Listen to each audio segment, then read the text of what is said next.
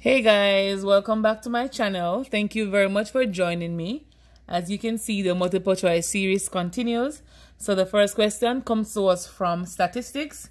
So in the information below shows the scores of 11 footballers in a competition. So we have 5, 3, 6, 8, 7, 8, 3, 11, 6, 3, and 2. So they're asking us the modal score is.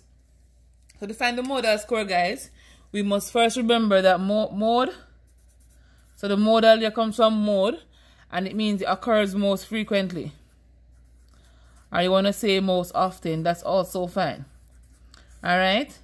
And you know, occur most often, you look for the data value that appears most. So from this, we see that 8 appearing twice, 5 appearing one time, 3 appearing 1, 2, 3 times, and there's no data value that appears more than 3 times or 3 times. So clearly here, the modal score is 3. And you know, apart from the modal score, they could ask you to find the median. Alright? You know, you have to arrange your data before you can do that. Or you could be asked to find the mean. So these are some things we need to know, guys. And also the range or the interquartile range. So these things are some of the things we need to know how to do and what approach to take into completing those questions. But for now, they're asking us for the mode, so let's move on to our next question. The next one comes to us from, again, statistics. This has to do with probability. So a bag contains 2 red marbles, 4 yellow, and 6 blue, what I say marbles? 6 blue balls.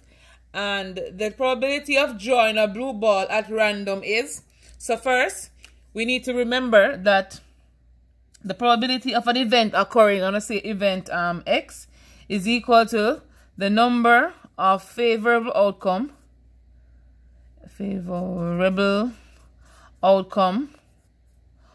over the total sample space. And the sample space here, guys, basically requiring us to tell how many items we have working with. So before we can do the favorable outcome, or you can do any one, I'm going to choose the sample space first. So the sample space, we have 2 red, we have 4 yellow, and we have 6 blue. So if you add those two, 6 plus 4, 10. 10 plus 2 is 12, so the sample space is 12.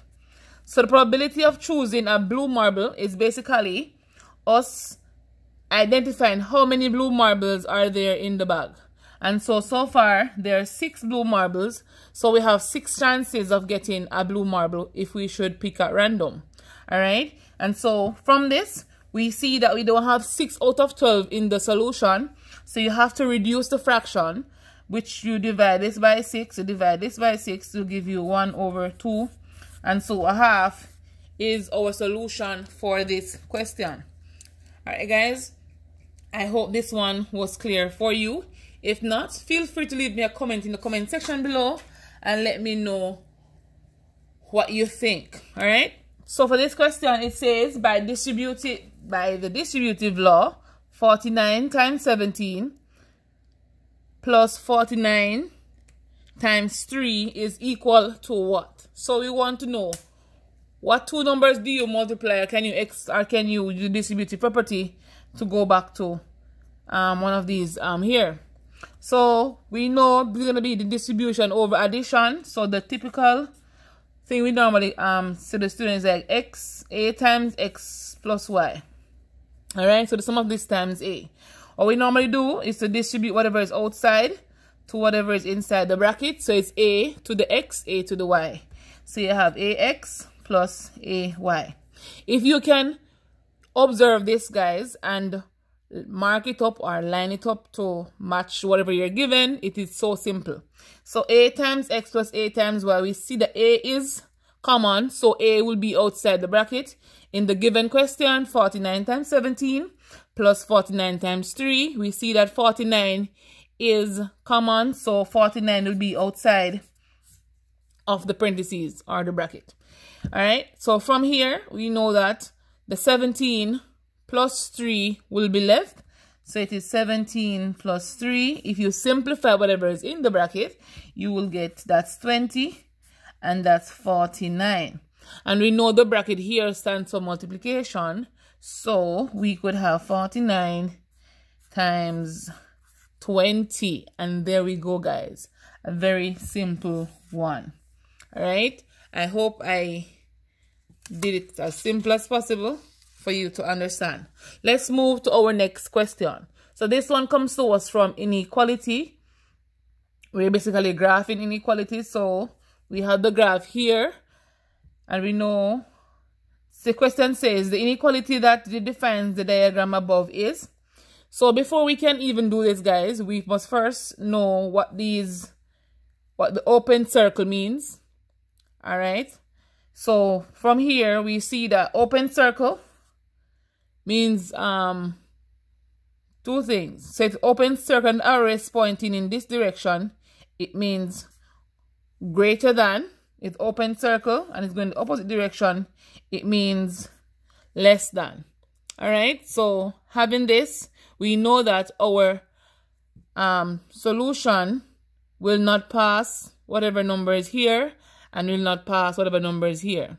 So one simple way of doing this is to look to see which of these among A, B, C, and D has the two symbols in it. All right, greater than, less than. So far, D would be our answer if you chose that method.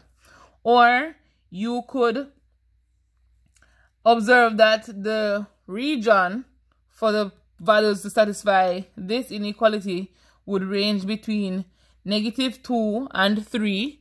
And you know that once the open circle is above the number, below it, above that particular number, this number will not be a part of the solution. And so D is our answer here. So X is greater than -2.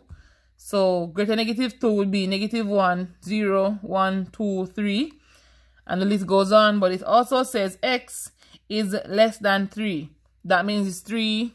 That means it's going to be not 3. 2, 1, 0, -1, and the list goes on.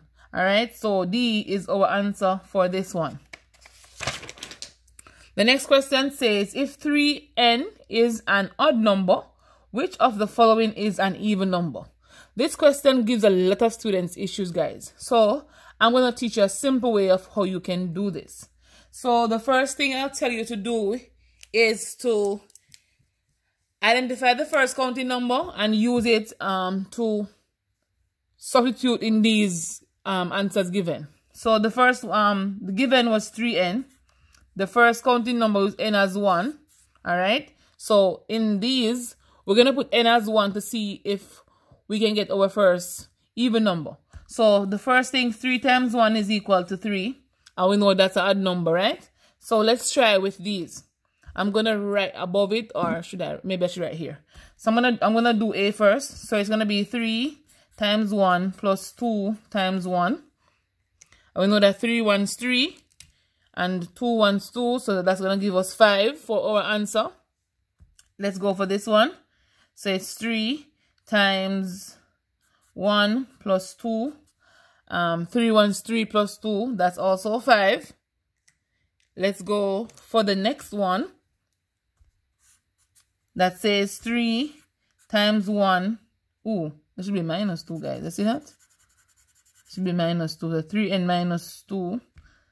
So that's not 5. Will give us 1 for our answer. Alright, so 3 times 1 plus 2 will give us 5.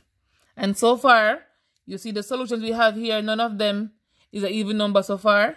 So let's go for the next one. Even though, since none of these work, guys, you know that D would be the answer, but I'm going to show it to you nonetheless. So it's 3 times 1 minus 1. So 3 ones 3.